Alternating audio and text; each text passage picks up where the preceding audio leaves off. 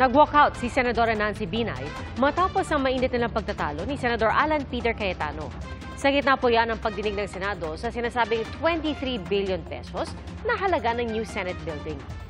Saksi, si Mav Gonzalez.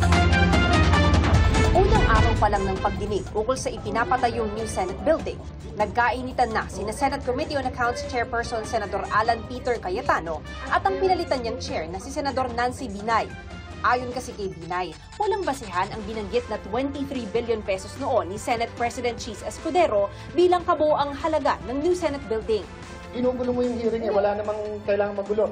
Yan ang sinabit sa akin. So kung sasabihin mo mali, edi ano yung tamang number? Yan po ang sinabit sa akin. Diba ang Galing ng staff ko. pinag-uusapan natin ngayon, yung total side ng DPW? Yes, and to me first, Senator Ang problema Nancy, I'm kasi, still the Mr. chair. Chairman. No, ang problema sa iyo, you keep going around. Nagkita pa tayo sa party, may cellphone, hindi mo naman kami kinakausap, tapos manggugulo ka ngayon sa hearing. Because the total, ayan yung 23 billion, ayan ang 20. Tinanong din ni Cayetano si Binay sa 600 million pesos na landscaping para sa new Senate building. Dapat ang mag-explain yan ay DPWH. Because at the moment nga, wala pa yan dahil nandun pa nga kami sa point na pinag-uusapan namin. Bakit wala pa? March 2023 yung sulat sa iyo. Natanggal naman kayo last month lang So isang taon hindi rin gumalaw during your term. Tapos sasabihin nyo yung delay na sa amin.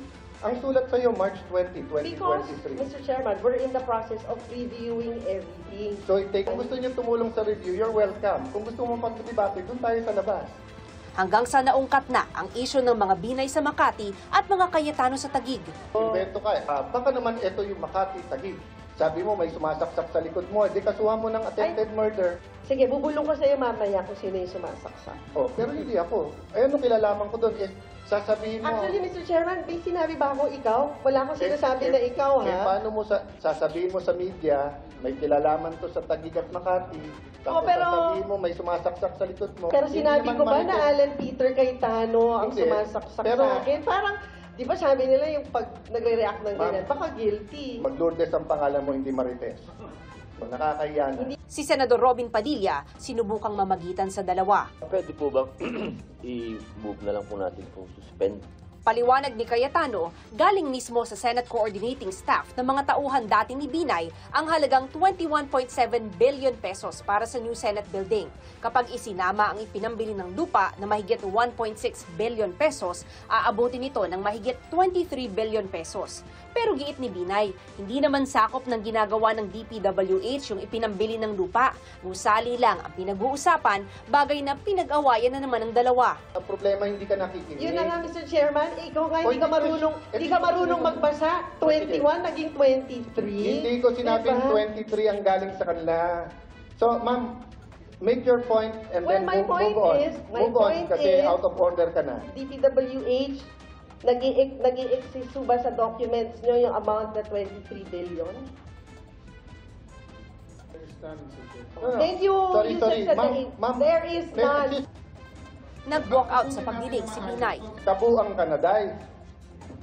Tapusin natin na maayos to. Senado to ng Pilipinas, hindi to palengke.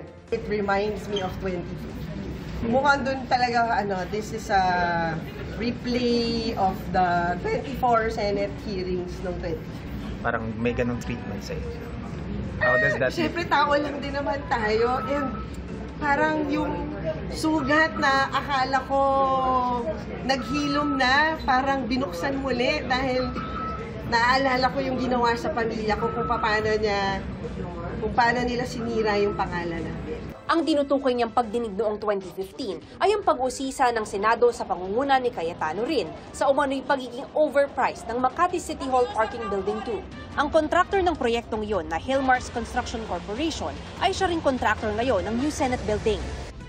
Samantala, inamin ng DPWH na hindi pa tiyak kung kailan matatapos ang buong new Senate Building na mahigit 800 araw ng delayed. Yung mga delays na po yun ay dahil po sa mga variations. Yes, may sinabi. From the time Senator Escudero and myself took over, may delay ba tayo? May hinto ba kami na cost delay? Wala pa pong delay yung project. Lumabas din sa pagdinig na aabutin ng halos 700 million pesos ang variation orders o yung mga pagbabago sa Phase 1 at Phase 2 ng new Senate Building. Ang design fee na 258 million pesos noong una, Lumobo na sa nasa 430 million dahil sa mga revision. Hindi pala kasi nag-usap ang Senado at ang designer bago inilabas ang detailed architectural and engineering design.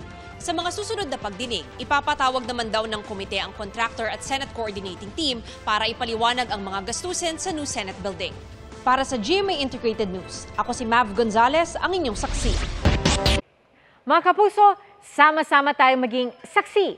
Mag-subscribe sa GMA Integrated News sa YouTube at para sa mga kapuso abroad, samahan niyo kami sa GMA Pinoy TV at sa www.gmanews.tv.